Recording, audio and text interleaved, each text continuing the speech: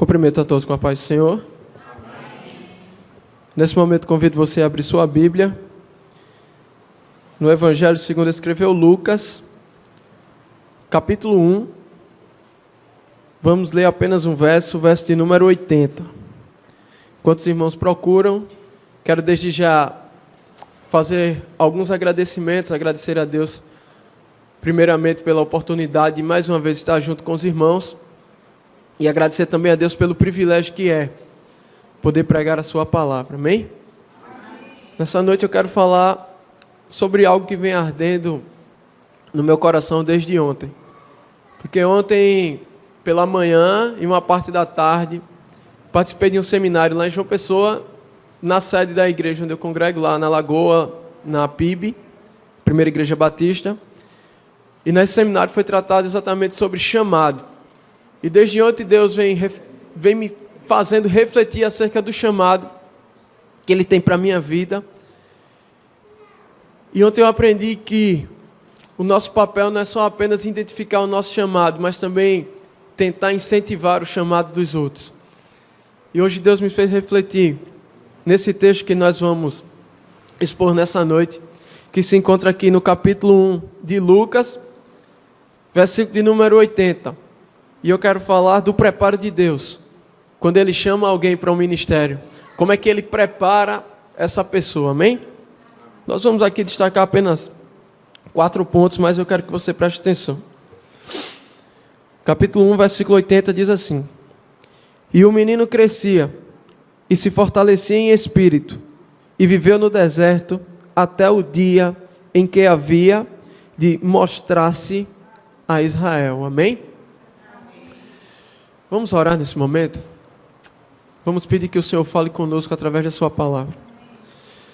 Pai, no nome do teu Filho amado, desde já nós queremos se colocar diante de ti, meu Deus, em oração, para te louvar, para bendizer o teu santo nome, ó Deus, para agradecer porque a tua graça nos alcançou, te agradecer pela oportunidade que está de termos, que nós estamos tendo agora nesse momento de estarmos na tua casa. Nós temos convicção que poderíamos estar em qualquer outro lugar, mas nós colocamos aqui, ó Deus, diante de ti a nossa gratidão, porque o Senhor escolheu essa noite, para que nós possamos estar na tua casa, na tua presença. Muito obrigado pelo privilégio que o Senhor nos deu de te adorar através dos louvores. Ó Deus, muito obrigado, ó Deus, porque o Senhor nos deu uma oportunidade nessa noite de te oferecer algo. Ó Pai, eu creio que o Senhor recebeu a nossa adoração, o nosso louvor, mas nós queremos aproveitar nesse momento que a tua presença está aqui nesse lugar, para te pedir que o Senhor fale com cada um agora, através da tua palavra. Que o teu Espírito Santo, ó Deus, esteja se utilizando da minha vida nessa noite, para glorificar o teu nome através da tua palavra, para anunciar a tua mensagem, para falar aquilo que o Senhor quer que nós venhamos saber aqui nessa noite, ó Deus. Que nessa noite o Senhor venha nos despertar através da tua palavra, que a tua palavra, ó Deus, venha trazer vida nessa noite, venha trazer restauração, venha trazer renovo, venha trazer direção, venha trazer respostas, ó Pai. Ó Deus, nesse momento nós te pedimos, e eu te peço também, que no nome de Jesus Cristo, que os nossos ouvidos estejam atentos à tua voz, e que somente a tua voz agora possa ser ouvida aqui nesse lugar. Por isso repreende qualquer espírito contrário, ó Deus, para que eles não possam, ó Deus, interferir naquilo que o Senhor quer tratar com o teu povo aqui nessa noite. Que somente o teu Espírito Santo tenha liberdade aqui nesse lugar, para fazer da maneira que o Senhor quer fazer. Então fala aquilo que nós necessitamos. É assim que nós te oramos e te agradecemos no nome de Jesus. Amém. Esse verso que nós acabamos de ler é um verso que vai fazer menção a um homem que nós conhecemos como João Batista. Aqui Lucas está escrevendo e está narrando uma fase em que os outros evangelhos não vão narrar.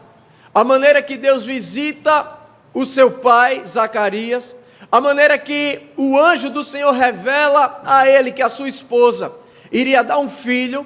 Esse anjo também revela o nome desse menino. E esse homem, todos nós conhecemos a história, ele vai duvidar daquela promessa, porque a promessa de Deus choca com a realidade dele. Quando Deus fala algo com uma pessoa, aquilo que vai acontecer na vida de uma pessoa, isso não é apenas com Zacarias, talvez aconteceu comigo, com você, já aconteceu comigo, parece que ela entra em choque com a nossa realidade, porque aquilo que Deus fala que vai fazer na nossa vida, nós não vemos nenhum meio para que isso aconteça. Mas deixa eu te dizer uma coisa nessa noite. Para Deus cumprir algo que Ele falou, Ele não necessita dos nossos meios. Ele não precisa que o cenário esteja pronto para que algo aconteça. Basta somente Ele querer que aconteça e vai acontecer. O cenário era oposto àquilo que Deus estava revelando àquele homem. Mas como Deus não é homem para que minta, e tudo que Ele fala acontece, no tempo em que Ele determinou, aquela mulher engravida, aquela mulher é gerada no seu ventre um menino, e esse menino nasce, e quando ele nasce as pessoas queriam dar um nome diferente a ele, mas Zacarias já sabia o nome do menino, e ele estava mudo durante um tempo, porque ele não havia acreditado, mas a Bíblia diz que quando chegou aquele dia de dar o nome, ele foi curado, e ele disse que o nome do menino seria João, e João significa a graça de Deus, ou seja, um presente de Deus para aquela família, um presente de Deus para aquela nação, um presente de Deus para aquele tempo. João era um cumprimento de uma profecia de Deus. João era aquele pelo qual os profetas haviam anunciado que ele viria para preparar caminho para o Messias, para preparar o caminho do Salvador. E o que me chama a atenção no ministério de João é que o ministério de João não é marcado por milagres. Você não vai ver João curando o cego, você não vai ver João fazendo o coxo andar, você não vai ver João fazendo nada de extraordinário, nada de miraculoso. João era apenas um homem que havia crescido no deserto, e chega o tempo dele exercer o seu ministério, e ele começa a batizar o povo, e João só tinha uma mensagem. A mensagem de João era: arrependei-vos. A mensagem de João era: arrependa-se. E Jesus, quando vai testificar de João, diz que nascido de mulher não houve profeta como João. Você vê como Deus nos vê. Deus não nos vê como os homens nos vê. Porque os homens talvez esperavam de João alguém que ele fosse um homem acima da média. Ora, ele tinha um espírito semelhante ao de Elias, e Elias foi um dos homens que mais praticou milagres na Bíblia. Mais do que ele, Eliseu. Mas João Batista, o milagre que ele operava não vinha dele, vinha do Senhor. Ele apenas proclamava o Evangelho e pessoas se convertiam a Deus. Talvez o milagre que Deus quer que operar através da tua vida é esse: ao abrir da tua boca, pessoas se arrependam dos seus pecados, pessoas se convertam. Esse é o nosso chamado, ir e pregar o Evangelho. Mas aqui eu quero destacar não como se deu o ministério dele, mas a maneira que Deus preparou ele. Porque ele era filho de um sacerdote. E pela cultura, pela tradição, ele também deveria ser o quê? Sacerdote. Mas Deus tinha algo diferente na vida dele. Deus o levou para os desertos da vida. Deus o levou para o deserto, para preparar ele para ser um profeta. E aqui o texto vai dizer no versículo de número 80. Vai iniciar dizendo: e o menino crescia. Primeira coisa que eu quero destacar aqui nessa noite é que o preparo de Deus em nossas vidas é nos fazer sair de uma fase de menino e nos fazer crescer, para que nós possamos exercer o chamado dele na nossa vida. Deixa eu tentar explicar isso aqui. Todos nós, quando entregamos as nossas vidas, ou a nossa vida a Jesus, nós se tornamos uma nova criatura. Nós nascemos de novo. Nós nascemos no Espírito. E obviamente, como toda pessoa que nasceu, nós vamos passar agora por fases. Só que não na carne, mas no Espírito. A Bíblia vai dizer que é necessário que nós venhamos se alimentar de quê? Primeiramente, na primeira fase de quê? De um leite espiritual. Por quê? Porque quando nós nascemos em Cristo, nós somos os bebês da fé, que necessitamos de leite assim como uma criança necessita. Necessita de um cuidado especial, necessita ser ensinado, necessita ser discipulado, necessita aprender várias coisas para aí quando crescer e poder andar sozinho, Deus vai e solta a mão e a pessoa começa a caminhar. Deixa eu tentar explicar melhor. Por exemplo, quando a pessoa nasce em Cristo, a pessoa só quer viver enfurnado dentro da igreja. A pessoa quer viver orando, a pessoa quer viver louvando, a pessoa quer viver escutando hino, quer, se pudesse, comer a Bíblia, quer viver lendo, quer aprender, está com fome, está com sede de Deus. E de repente, do dia para a noite, parece que essa fome acaba. Isso as pessoas chamam de primeiro amor. Mas eu aprendi algo acerca disso, que isso não somos nós que fazemos. Deixa eu tentar explicar. Não somos nós que estamos com sede, que estamos querendo orar, que estamos querendo viver dentro da igreja, não. É Deus pegando os bebês e dizendo, olha, viva dentro da igreja, porque é bom. Leia a palavra, porque é bom. Ore, porque é bom. Jejue, porque é bom. Louve, porque é bom. Então ele está ensinando, é Ele que está fazendo em nós isso. Essa sede é Ele quem coloca em nós, o desejo é Ele quem coloca em nós. E quando a gente começa a caminhar e começa a perceber que isso é bom, a gente começa a se fortalecer, começa a amadurecer, Ele vai e solta a nossa mão e diz, vai, você pode andar sozinho. Aí é quando vem os tropeços, é quando a gente cede à tentação, é quando a gente vai perdendo a vontade de orar, é quando a gente vai deixando com que as coisas do dia a dia consuma o nosso tempo que nós deveríamos estar gastando com a palavra.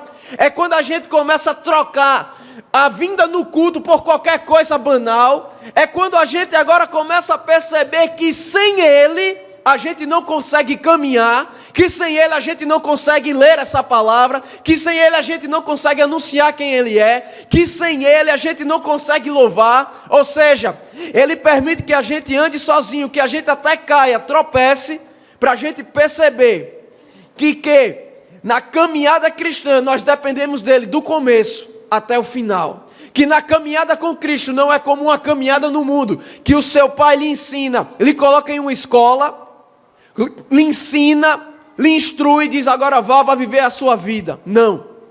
Na caminhada cristã é diferente. O nosso pai, ele tem cuidado de nós do começo até o final. A diferença é que quando Ele solta nossas mãos e nós percebemos que não conseguimos fazer as coisas que deveríamos fazer sem Ele, nós agora começamos a ultrapassar a fase da meninice, da criança, e se tornamos agora maduros espiritualmente. É nesse momento que nós estamos aptos para passar para a próxima fase, para um dia podermos exercer o chamado dele na nossa vida. É por isso que o texto inicia dizendo, e o menino crescia. O menino crescia. Mas o texto vai dizer que o menino não só crescia, ele se fortalecia aonde? No Espírito. O texto vai dizer que João Batista, além de estar crescendo, ele agora está também se fortalecendo. Mas aonde? No Espírito. Ontem ainda eu ouvi uma frase do pastor que ele disse algo que me marcou. Ele falou a seguinte frase que eu quero compartilhar com vocês. Ele disse assim: para que nós possamos exercer o nosso chamado fora, primeiro Deus vai trabalhar ele dentro de nós. Ou seja, quando fala que ele estava se fortalecendo no Espírito, ele não estava se fortalecendo em coisas exteriores. Deus estava fortalecendo ele primeiramente por dentro, criando uma estrutura nele por dentro, fortalecendo ele por dentro, alimentando ele por dentro, fazendo ele crescer por dentro, para um dia ele poder fazer algo fora. Quem está entendendo o que eu estou pregando? As situações da vida vêm para criar uma estrutura dentro de nós que nós não temos. Deus trabalha em nós primeiro por dentro e depois por fora. Mas a gente tem a mania de querer trabalhar nas pessoas por fora e não estamos nem preocupados com as estruturas que nós devemos criar nelas por dentro. Por isso que a gente vê que a doença do século hoje é o quê? Depressão.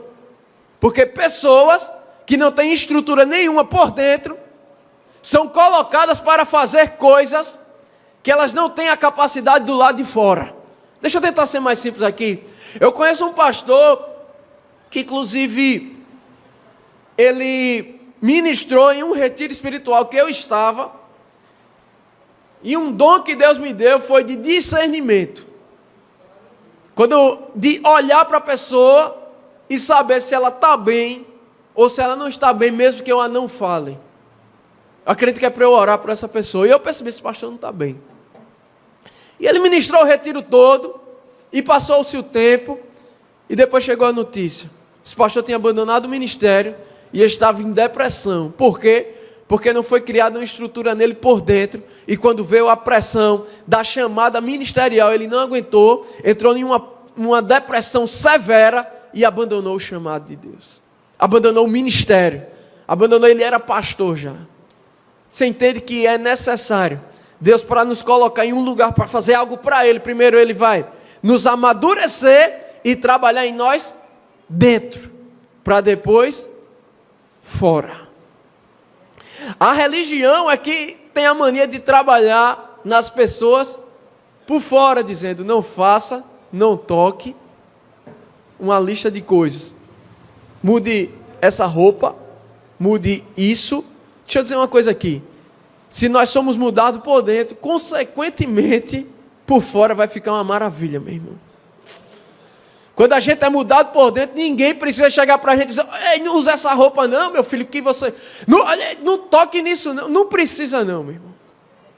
Quando Deus cria em nós, quando Ele trabalha em nós por dentro, por fora vai ficar uma maravilha. Deixa eu te dizer uma coisa aqui nessa noite. Permita que o Senhor trabalhe em você por dentro. Abra o seu coração, faça igual o povo de Deus quando em Joel aqui. O povo vem até Deus, porque eles estavam passando por um momento caótico de calamidade. E o profeta se levanta diante deles, olha, e diz assim: olha, não rasga as suas vestes diante de Deus, não. Faz um favor para mim dessa vez, porque esse povo tinha mania de toda vez que estava com problema chegar diante de Deus, rasgar a roupa, se vestir em pano de saco, sentar em cinza. Aí o profeta diz: olha, não faz isso não, faz uma coisa diferente dessa vez, rasga o teu coração diante de Deus, porque Deus vai sarar essa terra, porque Deus vai mudar esse quadro, porque Deus vai transformar, ou seja, deixa Deus trabalhar por dentro. Para de querer fazer coisas de fora, coisas exteriores, isso aí não impressiona Deus não. Mas vale mais do que sacrifício para Deus, o que vale é um coração contrito, uma alma compungida. Deus quer trabalhar por dentro de você. Deus quer criar uma estrutura dentro de você. Deus permite muitas coisas em nossas vidas para nos dar estrutura espiritual. O que essa geração necessita, o que a igreja necessita é de uma estrutura espiritual. Quando nós estamos bem espiritual, os problemas exteriores não influenciam no nosso estado sentimental. Se você ler o livro do profeta Abacuque, ele inicia no capítulo 1 questionando a Deus. Ele diz assim: meu Deus, como é que pode? Como é que pode isso aqui estar acontecendo, Senhor?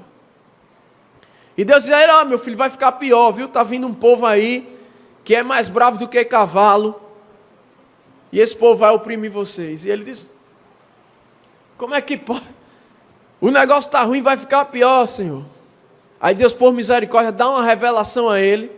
No capítulo 2, Deus inventa o outdoor. Ele diz: olha, você vai escrever em tábuas de madeiras grandes o que eu vou fazer, o que eu estou te mostrando, para quem passar correndo ver, quem passar andando vai ver também, ou seja, quem quer ver e quem não quer ver vai ver o que eu vou fazer.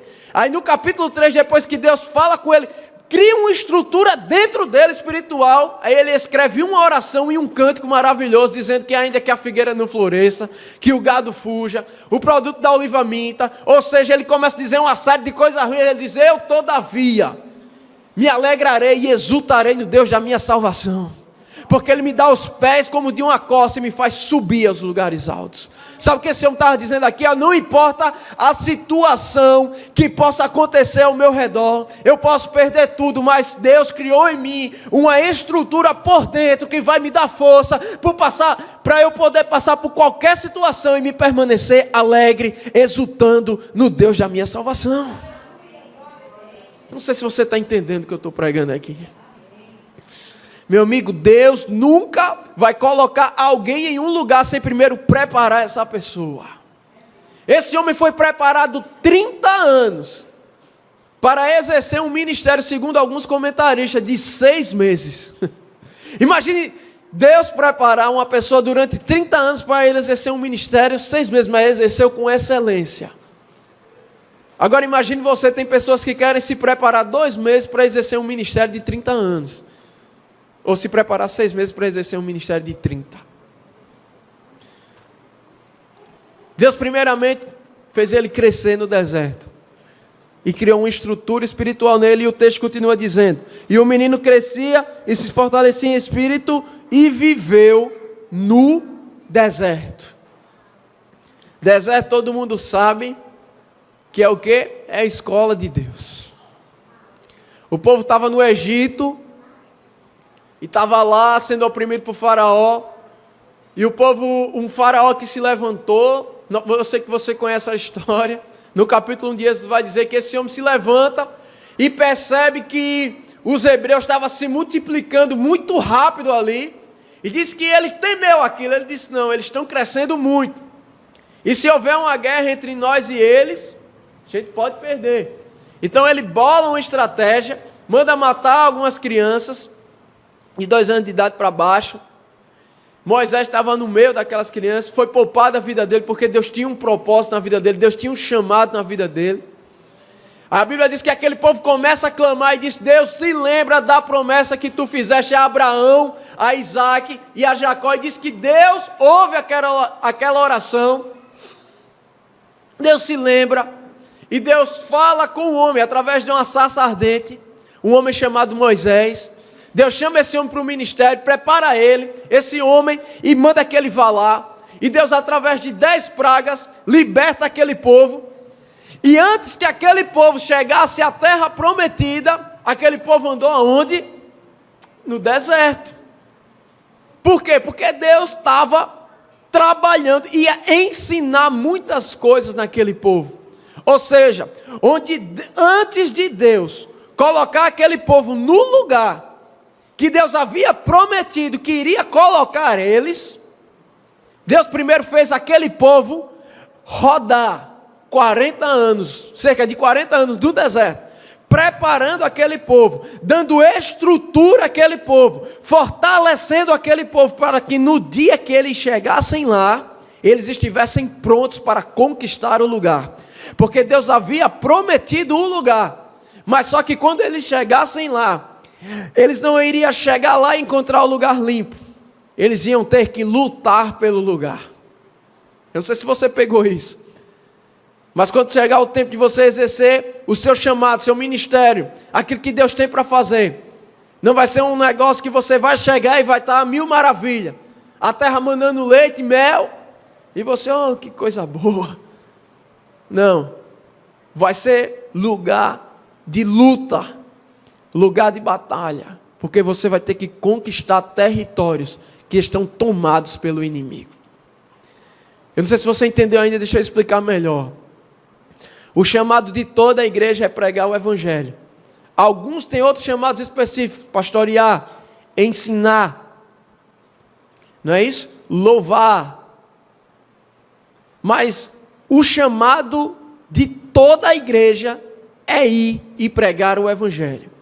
E ir pregar o evangelho é entrar em territórios que estão sendo ocupados pelo nosso inimigo, ou pelos nossos inimigos, que são aqueles que Paulo fala em Efésios capítulo 6, principados, potestades, espíritos tenebrosos. Eles estão ocupando esses lugares, estão dominando esses lugares, estão influenciando pessoas agora a quererem se matar, estão influenciando pessoas agora a terem um divórcio, estão influenciando pessoas agora a irem se drogar porque eles não têm sentido na sua vida, ou seja, estão influenciando as pessoas agora a fazer coisas que desagradam a Deus. E quando nós vamos a esses lugares, não vai ser fácil fazer com que esses inimigos saiam desse lugar, para que o lugar fique limpo, para que o nosso Deus, o nosso Senhor venha reinar naquele lugar.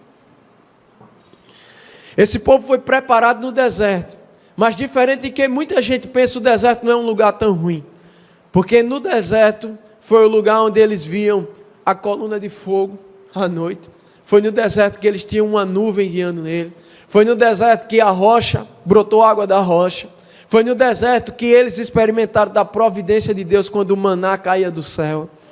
Foi no deserto que eles experimentaram os maiores milagres, eles viram o mar se abrir. Ou seja, no deserto eles experimentaram muito de Deus. Era Deus dizendo, eu estou com vocês em todos os momentos, eu posso fazer todas as coisas. E aqueles homens foram prontos, e quase cerca de 40 anos depois, eles entraram na terra prometida e conquistaram o território que Deus havia prometido a eles. Então, a terceira coisa que eu quero destacar aqui nessa noite é que Deus vai nos fazer amadurecer primeiramente. Segundo, Ele vai criar uma estrutura dentro de nós, uma estrutura espiritual. Terceiro, não tenha dúvida, Ele vai te levar para os desertos da vida. Porque o próprio Jesus, antes de iniciar o seu ministério, Ele foi batizado e em seguida, a Bíblia diz no capítulo 4 que o Espírito de Deus levou Ele para onde? Para o deserto. Quem levou não foi Satanás, meu irmão. Quem levou foi o Espírito de Deus. E Jesus é o mestre, Ele é o padrão. Jesus é o padrão. Jesus, Ele teve um tempo de preparo, 30 anos de idade, batizado, para o deserto. Quando Ele sai do deserto, Ele inicia o ministério. A obra de Deus não é feita de toda maneira. Tem um tempo para todas as coisas, amém? Então Jesus foi levado para o deserto, ali ele foi tentado, mas não cedeu. Por quê? Porque ele já estava fortalecido na palavra. Satanás tentava ele dizia, mas está escrito. Satanás dizia, mas isso e aquilo, e ele dizia, mas está escrito. Você precisa conhecer a palavra, meu irmão. Porque deixa eu dizer uma coisa aqui. Se um testemunho de Jeová chegou na sua casa, ele conhece daquilo que ele está falando. Ele pode pegar você e começar a dizer, olha, está escrito, Jesus não é filho de Deus, não. Ele é um profeta. Ele é Miguel. Você vai ficar aqui na terra. E ele vai te mostrar textos. E aí você vai ter que conhecer na palavra e vai dizer, mas também está escrito. Mas também está escrito. Ou então você vai levar uma surra de palavra. E vai chegar aqui e vai dizer, pastor, me dê minha carta que eu estou saindo, ou obrigado, foi bom enquanto durou, estou saindo daqui, vou lá, testemunho de Jeová. Acabei descobrindo que Jesus não é Senhor não. Por quê? Porque não tem base na palavra. Particularmente, eu não preciso ser profeta, nem filho de profeta, para saber que a geração da gente não gosta muito da palavra não, a gente gosta muito mais de outras coisas. A gente gosta mais de ler a vida dos outros. Não, nisso aí a gente é bom. Ler a vida dos outros, pelo amor de Deus. A gente é bom de estar no Facebook, entrando no perfil do povo para ver se fulano tal não está mais com ciclano ou o que aconteceu. Mas ler Bíblia a gente tá bom. É por isso que Satanás vem, sopra e a gente cai. Mas antes de você exercer o seu chamado, Deus vai te preparar. Situações que vêm em nossas vidas que a gente não sabe como resolver. E depois, quando a gente menos espera, está resolvido. Não tenha dúvida nenhuma, gera essa convicção no seu coração. É o preparo de Deus. Porque nos lugares onde você teve mais trabalho, são os lugares onde Deus vai te usar para curar outras pessoas. Nas áreas onde você teve mais dificuldade de ser curado, é onde Deus vai te usar para curar outras pessoas. Se você teve dificuldade no casamento, por exemplo, Deus vai te usar para reerguer outros casamentos. Se você teve problemas na sua adolescência, quando você estiver em certa idade, Deus vai te usar para levantar adolescentes. Se você teve problemas na área do vício, Deus vai te usar nessa área para libertar outros viciados. Ou seja, situações que Deus permite em nossas vidas é para criar em nós uma estrutura que nós não tínhamos e uma sabedoria que nós não tínhamos, para quando vier uma situação, nós termos o que oferecer. Nós temos pão e nós temos vinho em nossas mãos e dizer aqui, ó, se alimente. Eu tenho o que você precisa, eu tenho água, eu tenho vinho, eu tenho pão, porque o meu Deus me deu e Ele quer que eu dê a você agora. Quarta coisa, e eu finalizo agora. Ele diz o texto: e o menino crescia e se fortalecia em espírito e viveu nos desertos durante um tempo, até o dia em que havia de se mostrar-se a Israel. Depois que ele passou essas 3 fases, agora Deus disse: vai lá e cumpra o seu ministério. Ele ficou no deserto até o dia que Deus escolheu para mostrar a ele a Israel. E aí ele sai, e ele começa o seu ministério, e ele começa a pregar, e o povo começa a se arrepender. E ele começa a exercer aquilo que Deus chamou ele para fazer, para aquilo que Deus escolheu ele. E esse homem morre muito novo, cumprindo o chamado de Deus na vida dele. Quando ele confronta o governador da época, dizendo: ó, você está tendo um caso com a sua cunhada, e isso não é certo não. Ele manda prender esse homem, e depois lá na festa, aí todo mundo conhece essa história, e manda arrancar a cabeça dele. E ele morre, mas morre salvo, e morre com Jesus dando testemunha dele, que ele, nascido de mulher, não houve nenhum homem como ele. Sabe o que eu aprendo aqui com João Batista? Mesmo que o meu e o teu ministério dure 1 dia ou 2 dias, contando que nós cumpramos aquilo que Deus quer que a gente cumpra. O importante não é o tempo que nós vamos exercer, o importante é exercer.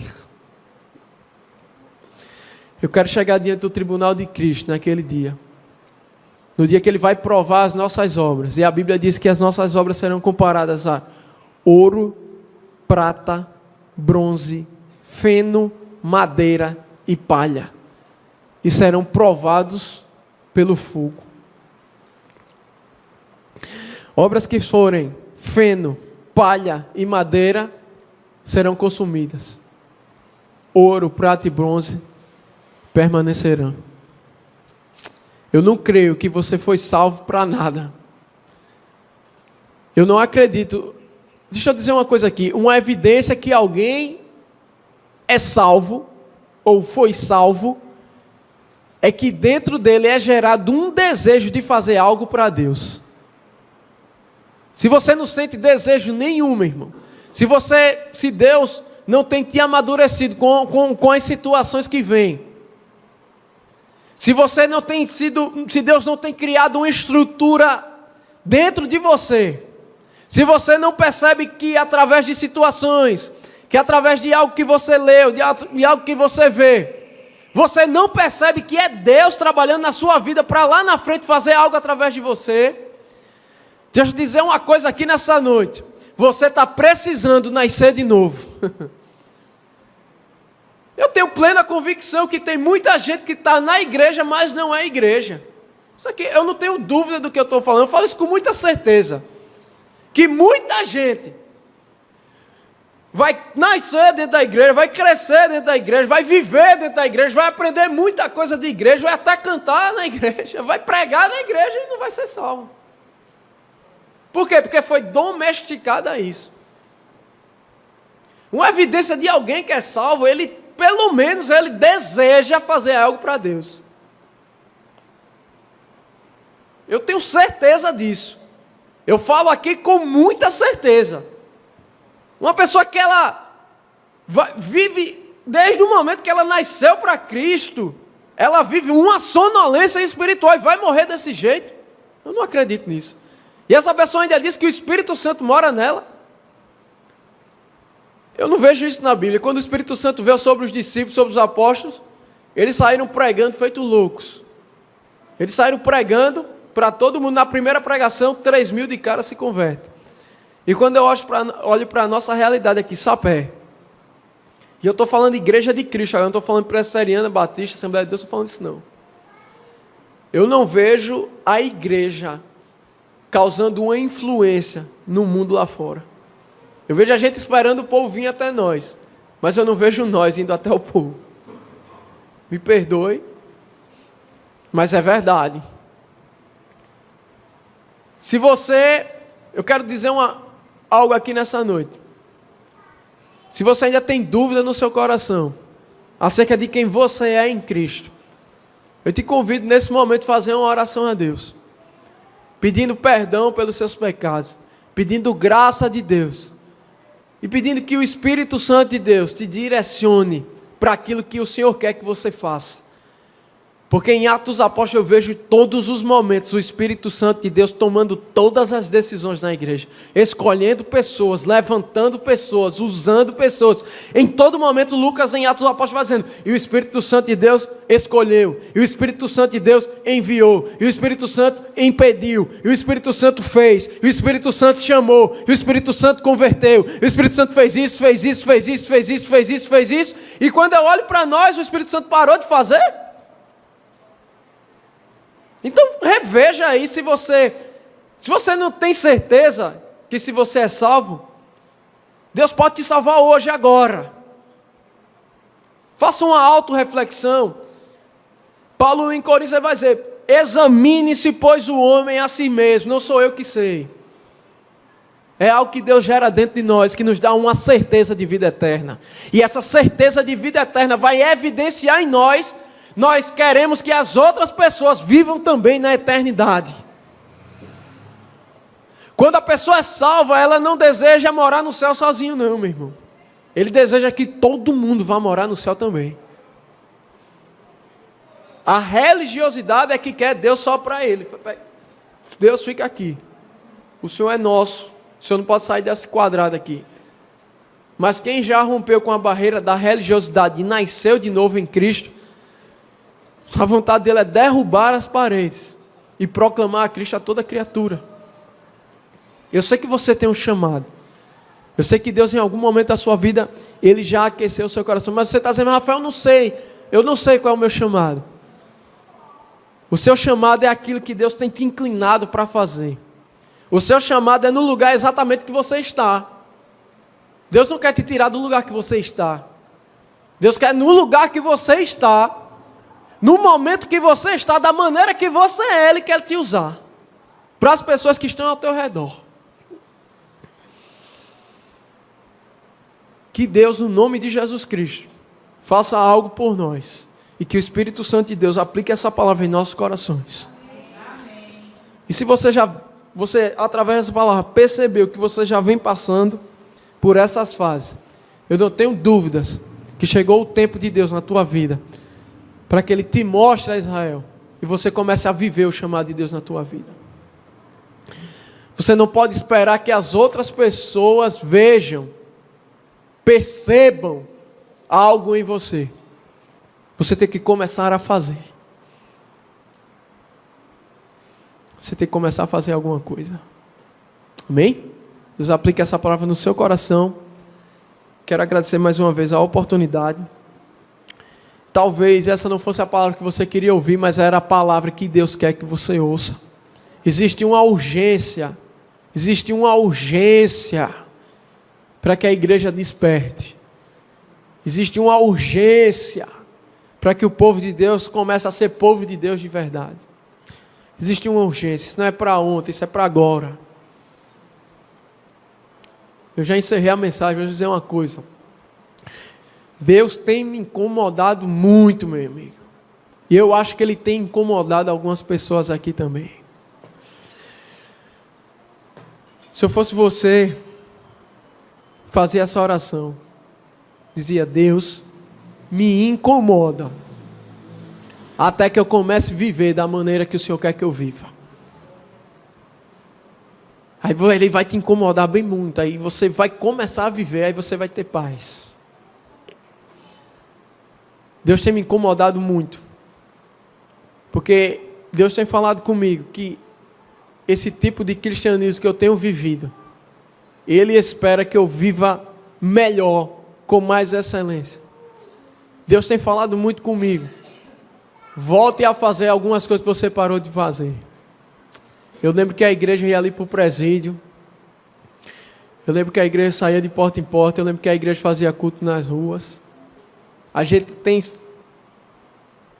ficado muito querendo Deus só para a gente. A gente tem feito muitos cultos em templos, até nos nossos lares. Mas a gente não tem se preocupado com os perdidos. Meu irmão, isso aqui é muito sério. Como eu disse, eu já encerrei a mensagem, mas eu precisava falar isso aqui. Vamos começar a ser igreja, tá bom? Então vamos começar a ser igreja. Um dia um homem chamado John Wesley foi proibido de pregar na igreja, porque a mensagem dele era muito dura. Depois que ele teve a experiência do coração aquecido, né, ele foi criado na igreja, ele era um religioso, ele foi para um culto de um grupo chamado Moravianos, lá ele teve uma experiência de um coração aquecido, quando o homem lá leu um comentário de Lutero no livro de Romanos, e ele chegou lá com uma mensagem diferente, uma mensagem regada pelo Espírito Santo de Deus, que confrontou aqueles homens. E o bispo chegou lá e disse: olha, ou você para de pregar essas mensagens, você pode sair daqui, eles têm problema. A minha paróquia é o mundo. Ou seja, ele estava dizendo: eu não preciso de púlpito. É isso aqui que eu estou querendo dizer todo momento. Eu não preciso de púlpito, nem de microfone, nem de oportunidade de alguém, de uma pessoa humana como eu, para cumprir o que Deus me chamou para fazer. O que ele estava era dizendo: não tem problema. A minha igreja está aí fora. É muito grande, é muito maior do que 4 paredes. O que John Wesley estava querendo dizer: olha, se eu não prego aqui, eu não tenho problema, eu prego ali na frente. Eu prego em todos os lugares, contanto que eu vivo o chamado de Deus na minha vida. Amém? Deus aplica essa palavra, eu agradeço a oportunidade em nome de Jesus.